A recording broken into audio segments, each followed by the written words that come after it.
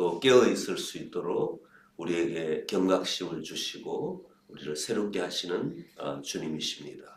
하나님께서 얼마나 좋으신 분이신지, 그리고 졸지도 주무시지도 아니하시고 우리를 사랑하시며 우리를 붙드시는 그분은 참으로 우리가 말로서 다 형용할 수 없을 정도로 우리를 깊이 사랑하시고, 또 하나님의 나라 위하여서 온 백성들, 온 교회들도 다스리시고 치리하시며, 이 세상이 썩어도, 이 세상이 정말로 엄청나게 바벨론으로 달려가고 냄새가 나도 그럼에도 불구하고 인내하시며 하나님은 하나님의 경영을 하고 계시는 줄 믿습니다. 눈에 보이지 않는 하나님, 그러나 우리는 영적으로 이 마음으로 하나님을 볼 수 있고 하나님을 느낄 수 있고 하나님의 말씀을 중심으로 우리가 그분을 깨달을 수 있어서 얼마나 이것이 놀랍고 감사하고 이것이 다름이 아니라 우리에게는 기적인 줄 믿습니다. 이 말씀 느헤미야 13장 1절에서 14절의 말씀은 세 단락으로 구분이 되어 있습니다. 이방인을 축출하고, 그 다음에 느헤미야가 부재시 잠시 자리를 비운 사이에 이러한 불미스러운 일, 성전에 도비아라는 사람이 방을 만들고 또 그것을 내준 사람도 있고 하면서 다시금 이스라엘 백성들의 예전에 했던 그런 엄난과 저주스런 일들을 하게 되는 이런 안타까운 일을 보게 됩니다. 그리고 마지막 단락은 11조에 대한 그러한 내용입니다. 이 내용을 통하여서 하나님께서 저희들에게 오늘도 많은 것을 깨닫게 하여 주시고 우리의 마음을 새롭게 하여 주실 줄 믿습니다. 잠시 기도하고 또 이 말씀을 대하겠습니다.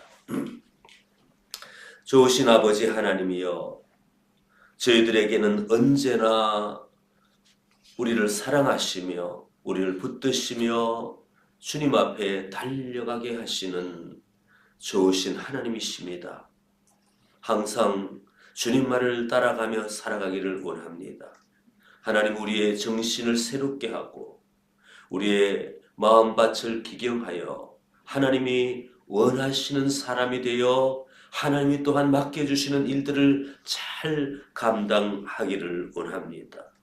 우리의 마지막 달려갈 길을 마치고 주님 앞에 참으로 하나님이 기뻐하시는 그 상급과 하나님의 영원한 나라를 바라보며 가기를 원합니다.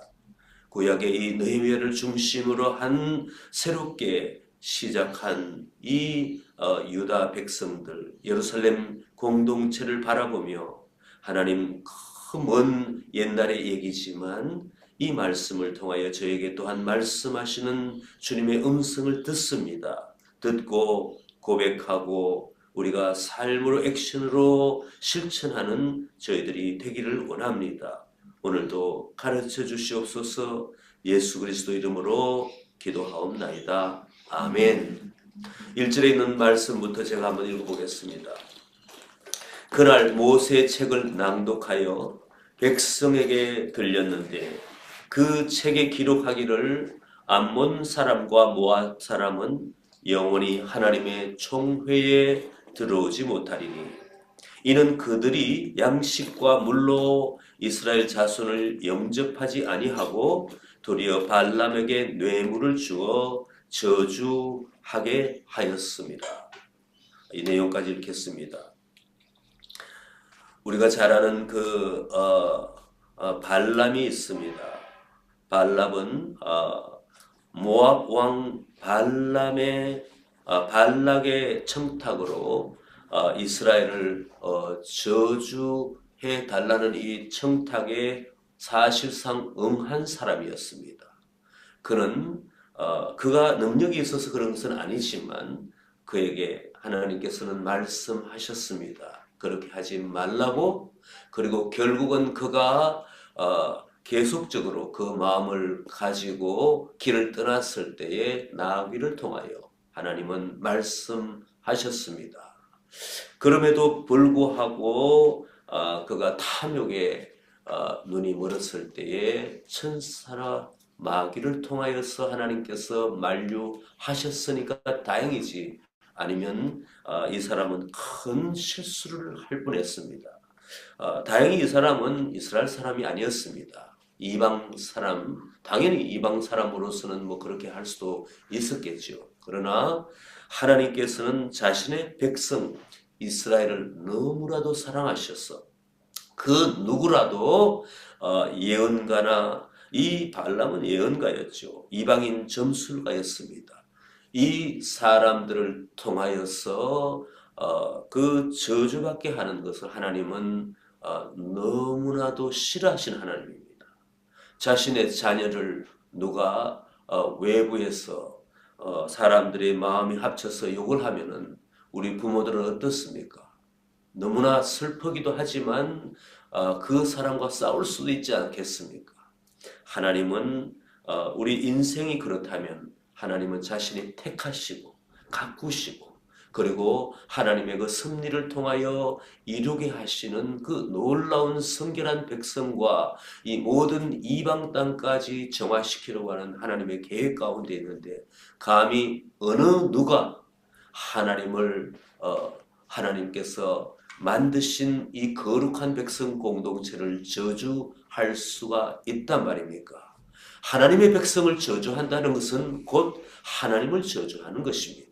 그러므로 하나님께서는 천사를 동원하여, 비록 미물이지만 나귀까지 동원하셔서 사용하셔서 이스라엘 백성들에게 조금도 저주하지 못하도록 하셨다는 그러한 스토리입니다. 이 내용은 신명기 23장 3절에 나옵니다. 하나님께서는 이 율법책을 이제는 낭독하게 하시면서 이스라엘 백성들을 깨워 주셨습니다. 그러므로 이 내용을 중심으로 하여서 암몬 사람과 모압 사람은 영원히 하나님의 총회에 들어오지 못하게 하시는 율법을 신명기에 기록하여 주셨습니다. 그 말씀을 듣고 3절에 그 현장에 있었던 모든 지도자들과 백성들이 곧 섞인 무리를 이스라엘 가운데서 모두 분리하였다, 이렇게 기록이 되고 있습니다. 하나님의 말씀은 땅에 떨어지지 않고 하나님의 말씀은 온전히 다 이루신 말씀인데, 그 말씀은 듣는 사람으로 통하여서 이루어진다는 것을 우리는 깨닫게 됩니다.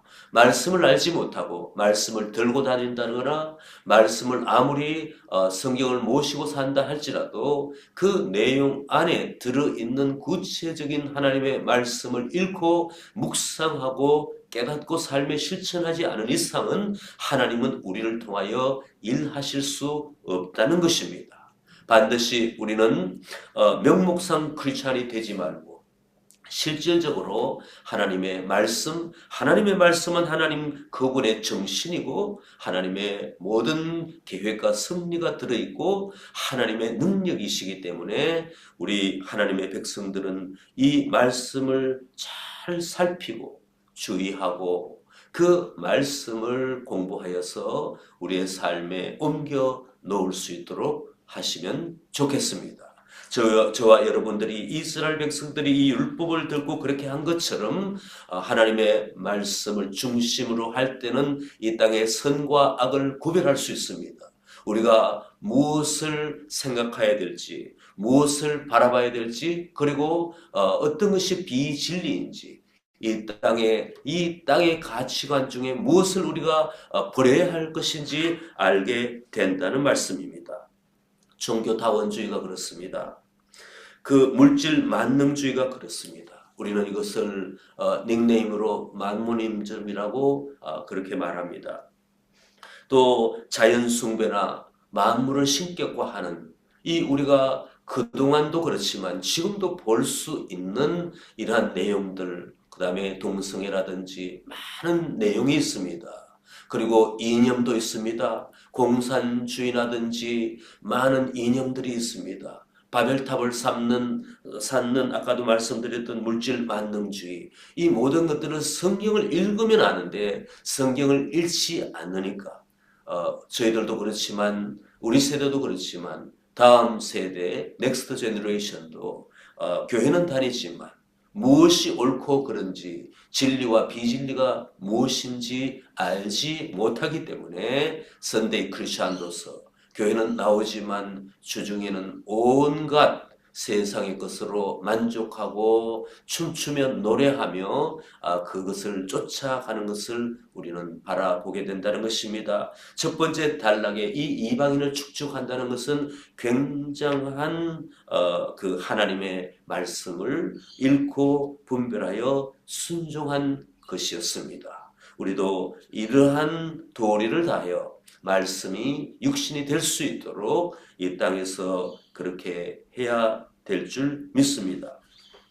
4절의 말씀 계속해서 읽겠습니다. 이전에 우리 하나님의 전의 방을 맡은 제사장 엘리야십이 도비아와 연락이 있었으므로 도비아를 위하여 큰 방을 만들었으니 그 방은 원래 소재물과 유향과 그릇과 또 레위 사람들과 노래하는 자들과 문지기들에게 11조로 주는 곡물과 새 포도주와 기름과 또 제사장들에게 주는 거제물을 두는 곳이라.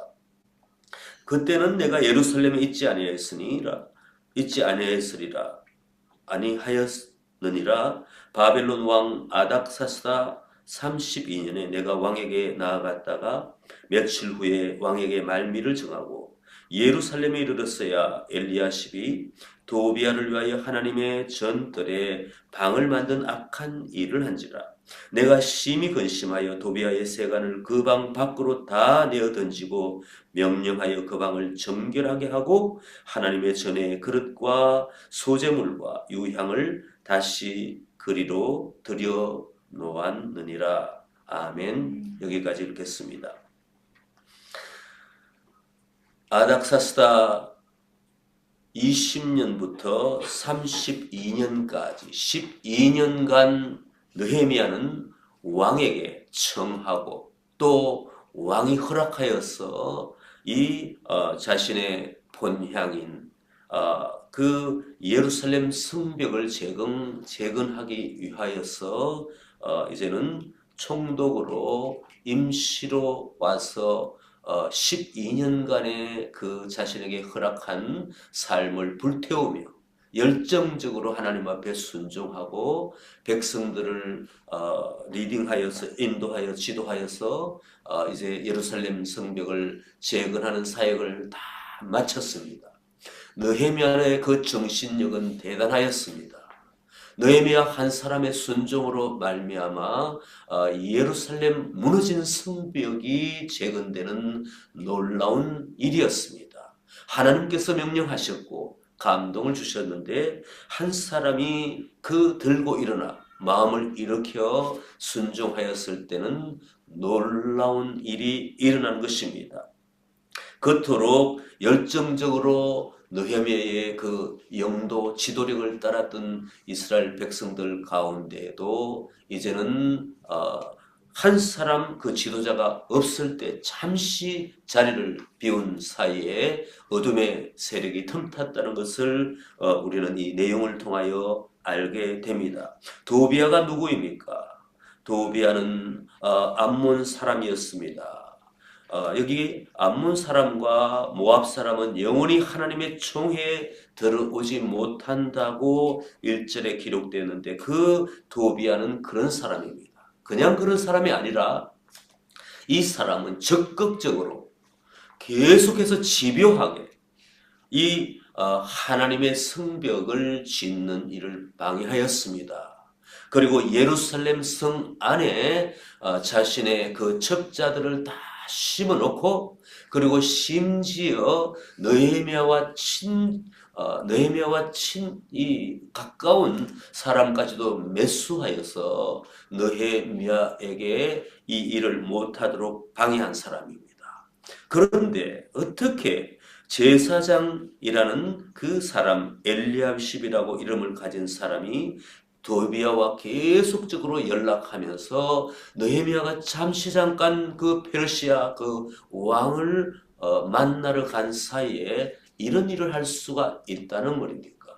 방심하면 반드시 이런 일이 찾아오게 되고, 또 한 가지 우리의 교훈은 어둠의 세력은 호시탐탐 그 자리에 있지 않는 것 같지만 그 주변을 맴돌면서 우리가 깨어있지 않는 가운데에는 우리의 마음의 방에 들어와, 우리가 성전이지 않습니까?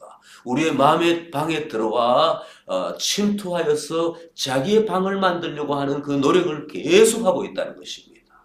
우리가 깨어 있어야 되고, 참으로 에베소서 말씀처럼 그 어둠의 세력이 우는 사다처럼 계속해서 집요하게 공격하고 무너뜨리려고 하는 이 모든 말씀을 우리가 알고 믿고 경각심을 가져야 되는 이유가 바로 거기에 있는 것입니다. 그러므로 어제는 충만하였고 눈물로 주님 앞에 기도하였던 사람이 오늘은 망가져 있고, 그 모든 시간의 사용도 하나님을 향하여 하지 않고 순간 하나님을 잊어버리고 살아가는 그러한 크리스찬들이 많다는 것은 저와 여러분들이 잘 알고 있는 것입니다. 저와 여러분들이 결코 예외가 될 수가 없습니다. 하나님의 신약시대의 성전인 우리들의 마음 방에 하나님께서 원치 않으시는 영적인 간음을 하지 않도록 어떠한 우리 가운데 방해하는 이 세력들이 집요하게 우리가 하나님 앞에 열정적으로 사역하고 섬기고 일할 때에도 그들은 우리의 주변을 맴돌며 우리의 생각에 집요하게 바람을 불듯이 우리 가운데는 그 어둠의 세력이 함께 공존하고 있다는 것을 항상 생각해야 됩니다. 우리가 충만할 때, 성령을 모셔드리고 살아갈 때는 우리가 대적하고 선포하고 그리고 하나님을 향하여 달려갑니다. 그리고 또한 공동체와 함께 힘을 합쳐서 기도회를 하고 함께 모이고 떡을 떼고 교제하고 하나님의 말씀을 묵상할 때는 우리는 그 모든 세력으로부터 보호를 받게 된다는 것입니다. 그러나 공동체와 따로 떨어져 내 생각의 자유를 구하고 내 원하는 방향대로 잠깐 갈 때는 그 어둠의 세력이 와락 달려들어서 우리의 마음을 무너뜨리고, 우리는 언제 그랬느냐는 것처럼 우리가 방심하고 우리가 스스로 곤란에 처할 때가 너무나 많다는 것입니다. 이것은 특별히 외부의 내용을 생각하기보다는 우리의 마음밭을, 우리의 마음을 먼저 살펴야 된다는 것입니다. 교회도 또한 적용해 볼 수가 있겠습니다. 하나님이 중심이 되고 하나님 앞에 열심으로 주의 영광을 위하여 살아가려고 하는 목적이 아니라 교회 안에서도요, 참으로 지도자라 할지라도 어떠한 직분을 가진 자 할지라도 분명하게 우리가 알고 있는 것, 또한 알아야 되는 것은 자기를 높이려고 자기의 만족을 위하여서 교회라는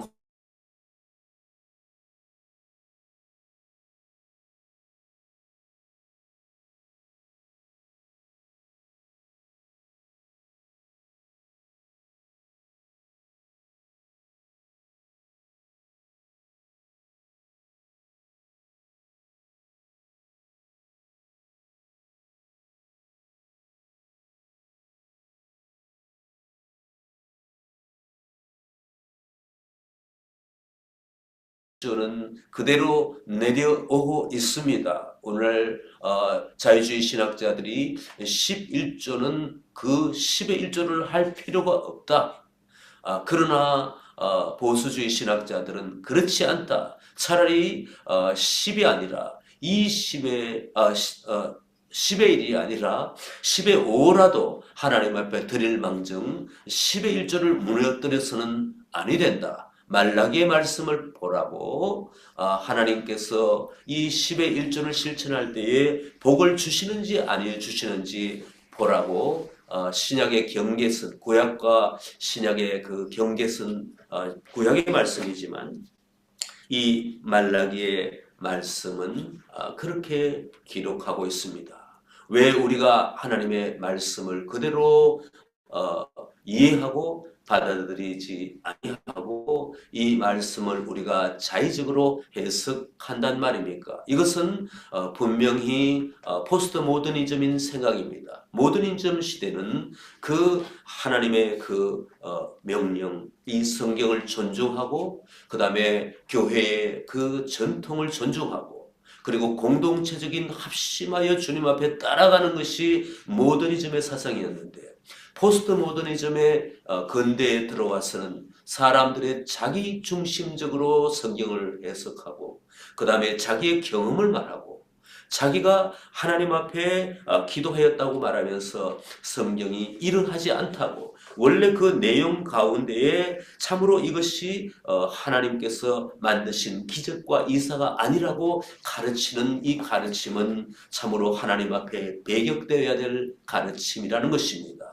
그런 일환으로 하나님께서 만드시고 제정하신 이러한 10의 1조까지도 부인하고 또한 왜곡하면서 자의적으로 적용하는 것들을 우리는 보게 된다는 것입니다. 오늘날 우리들에게 이르기까지 왜 우리는 하나님 앞에 이렇게 순종한다는 것 말입니까?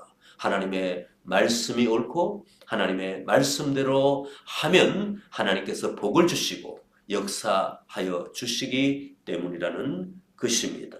오늘 이 세 단락의 말씀을 보았습니다. 분명히 하나님의 말씀을 묵상하고 말씀대로 했을 때는 영적인 분별력이 있어 우리 안에 암몬과 모압 사람을 걸러내는 일이 있을 줄 믿습니다. 그리고 우리가 항상 깨어 기도하며 어둠의 세력이 조금 더 틈타지 못하도록 우리의 마음의 방이 풀로 하나님의 성령으로 충만할 수 있도록 우리는 경각심을 가지고 저와 여러분들이 노력해야 될 줄 믿습니다. 하나님은 모든 것을 주셨고 참으로 우리 주 예수 그리스도를 통하여서 우리를 구원하셨고 지금 그냥 우리를 버려두지 않으시고 우리에게 그걸 스스로 하라고 하지 않으시고 성령을 주시면서 하나님의 영이 우리를 다스리시는데 우리가 하나님 앞에 딱 붙어있는 그리고 빌미를 주지 않는 그러한 저희들이 되기를 소망합니다. 또한 마지막 단락 하나님의 말씀 그 하나님의 말씀을 그대로 실천하여서 하나님의 교회가 하나님의 나라가 온전히 든든히 서갈 수 있도록 그렇게 해야 될 줄 믿습니다. 우리 스스로 성경을 자의적으로 해석하지 맙시다. 그리고 하나님께서 이 전통과 하나님께서 또한 성경의 이 경전을 보수적으로 해석하는 이 내용에 우리가 손을 들어주고 그리고 이 말씀이 한 점 정말 오류가 없는 이 내용이라고 고백하면서 말씀을 말씀으로 받아들이고 말씀을 그대로 따르고 실천하는 가운데에 하나님께서 일하시는 것을 경험하는 형통한 크리스찬이 되기를 소망합니다. 우리 함께 기도하시겠습니다. 하나님 주께서 저희들에게 주신 모든 기회를 다 사용하기를 원합니다. 그 기회 중에서 가장 중심되는 것이 하나님의 말씀인 줄 믿습니다. 하나님 개인적으로 공동체적으로 말씀을 묵상도 하고 통독도 하면서 이 말씀을 우리 가운데 가득하게 하여 이 세상의 모든 비진리를 분별하고 저희가 따르지 않을 뿐만 아니라 우리가 우리대에 그치는 것이 아니라 다음 세대에 가르치고 그들을 또한 영분별을 하면서 진리로 따라갈 수 있도록 저희들을 격려하시고 가르쳐 주시기를 소망합니다. 이 모든 것은 말씀이 있을 때에 가능한 것이지 우리 스스로 이성을 가지고 할 수 있는 것이 아님을 고백합니다. 하나님 저희들에게 오늘도 깨어있게 하여 주시고 하나님 말씀대로 살아가는 저희들이 되게 도와주시옵소서.